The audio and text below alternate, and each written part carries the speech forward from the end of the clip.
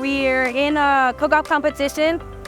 We've been cooking chicken, brisket, and ribs for the past 12 hours. And then on the other side of where we are right now in the rodeo, we have EMS students, we have people from our school representing and like trying to get the word out of our school, how well it is. And like, I didn't expect myself to be here and experience this.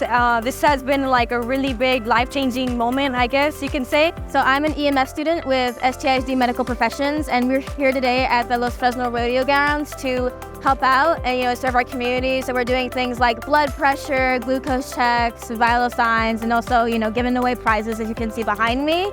At STISD, especially medical professions, we're really big on building community and forging those relationships, especially as future medical professionals. We want to know how to treat our patients and build a good rapport, and this is really good practice for that. And I just want to say thank you to STISD for giving us this opportunity. We've really enjoyed it so far, and I hope to see more opportunities like this.